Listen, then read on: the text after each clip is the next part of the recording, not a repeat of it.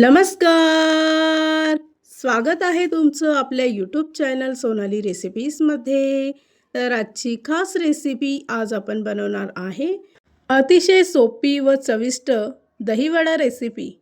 अगदी तोंडात टाकताच विरघळणारा मऊसूर लग्न पार्टी असो किंवा रेस्टॉरंटमध्ये बनवला जाणारा पदार्थ आहे. खूपच सोपी व खूपच टेस्टी रेसिपी आहे.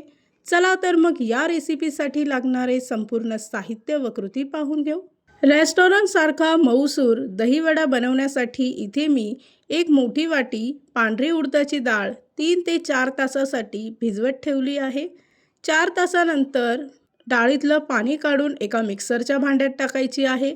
त्याचबरोबर 2 हिरवी मिरची, आल्याचा एक तुकडा, 10 ते 12 काळी मिरी, थोडंसं पाणी टाकून त्याचं चांगलं मऊसूर बॅटर तयार करून घ्यायचं आहे.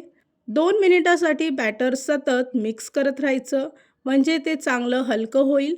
तुम्ही अशा पद्धतीने बॅटर चांगलं मिक्स करून घ्यायचं.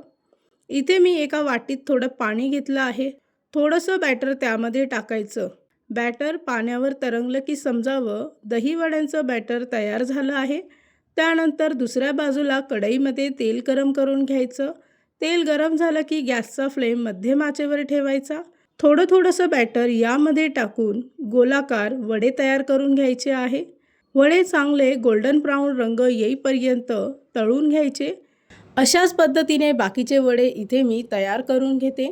त्यानंतर एका भांड्यामध्ये 2 ग्लास पाणी घेतलं आहे. अर्धा चमचा हिंग टाकून अर्धा चमचा मीठ टाकायचं आहे. बारीक चिरलेली कोथिंबीर टाकून पाणी मिक्स करून घ्यायचं. तळलेले वडे यामध्ये टाकून 20 मिनिटासाठी भिजवत ठेवायचे आहे. तोपर्यंत आपण याची चटणी तयार करून घेऊ. तर त्यासाठी एका मिक्सरच्या भांड्यामध्ये 5 ते 6 हिरवी मिरची, 4 ते 5 लसणाच्या पाकळ्या, आल्याचा एक तुकडा, कोथिंबीर, अर्धा चमचा मीठ, थोडंसं पाणी टाकून चटणी तयार करून घ्यायची आहे. त्यानंतर एका भांड्यामध्ये एक मोठी वाटी दही घेतलं आहे. अर्धी वाटी पिठी साखर घ्यायची, अर्धा चमचा मीठ घ्यायचं व पुन्हा एकदा चांगलं मिश्रण मिक्स करून घ्यायचं आहे. इथे आपली दहीसुद्धा तयार झाली आहे. त्यानंतर भिजवलेले वडे हाताने थोडे प्रेस करून घ्यायचे. त्यातील पाणी निघालं की एका प्लेटमध्ये सर्व वडे टाकायचे आहे. त्यावर तयार केलेलं दही टाकून तयार केलेली चटणी टाकायची आहे. त्याचबरोबर गोड चटणी टाकायची आहे किंवा टोमॅटो केचप टाकलं तरीही चालेल. 1 चमचा चाट मसाला यावर टाकायचा आहे.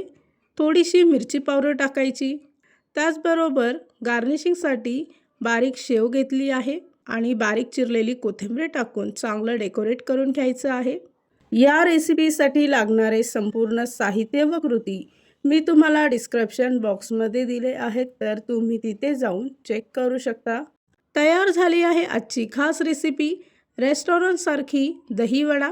खूपच सोपी, खूपच टेस्टी रेसिपी आहे. इथे मी तुम्हाला एक वडा कट करून दाखवते. तुम्ही पाहू शकता की वडा किती आतपर्यंत मऊसूर तयार झाला आहे.